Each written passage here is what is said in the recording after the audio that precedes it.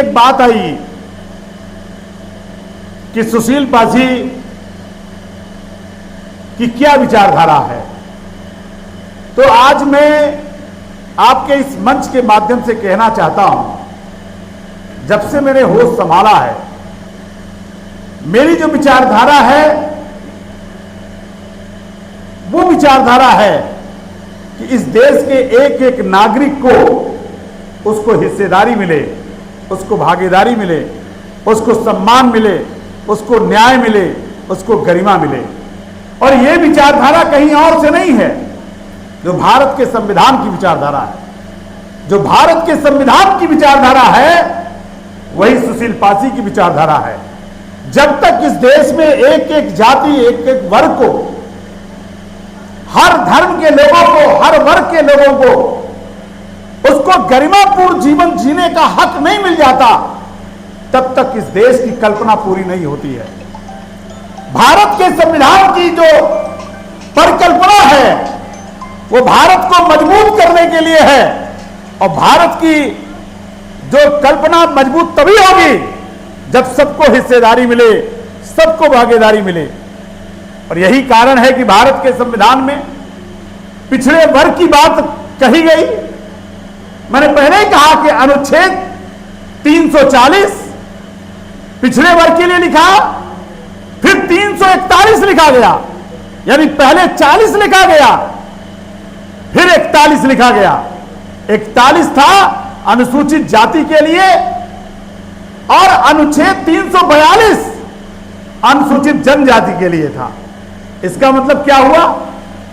इस देश में हर वर्ग के लिए भारत के संविधान निर्माताओं ने बैठकर चिंतन किया, मनन किया। लेकिन इसका मतलब यह भी नहीं है कि आप किसी वर्ग को गाली दें।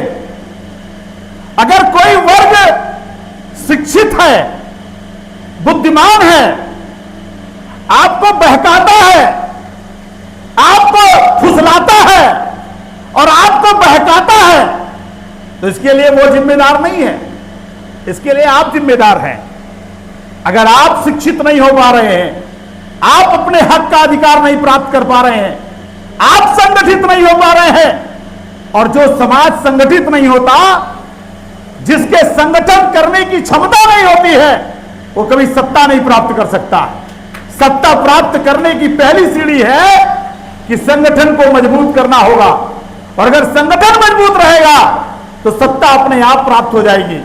इसलिए हम आपसे कहना चाहते हैं, सवाल बछरावा विधानसभा का नहीं है, सवाल पूरे उत्तर प्रदेश का है। आज यह सत्ता किनके हाथों में है? क्या आपके हाथ में है? आज भारतीय जनता पार्टी में दलित पिछड़ों को जो पद दिया गया है, उस पद में पावर नहीं है। मंत्री तो है, लेकिन मंत्री वाला पावर नहीं है। मेरे मित्रों, मेरे कहने का मतलब है, अगर पद दिया जाए तो पद के साथ पावर है, तब तो आप व्यवस्था परिवर्तन की लड़ाई लड़ पाओगे। अगर पद के साथ पावर नहीं है तो आप परिवर्तन की लड़ाई नहीं लड़ पाओगे।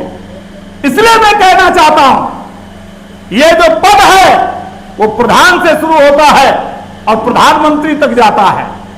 जो प्रधान का पद है वो भी पावर वाला होता है, लेकिन अगर आप पिछड़ी जाति के हो और पिछड़ी जाति का व्यक्ति प्रधान नहीं है और कोई और प्रधानी कर रहा है, तो आपके उस आरक्षण का कोई लाभ नहीं मिलेगा। उसी तरीके से मैं साफ शब्दों में कहना चाहता हूं, 69,000 भर्ती में पिछड़ी जाति के लोगों को हक नहीं मिला, तो इस कौन सी सरकार है जिसने जानबूझ करके इन पिछड़ी जाति के लोगों के हक को, अधिकार को छीनने का काम किया?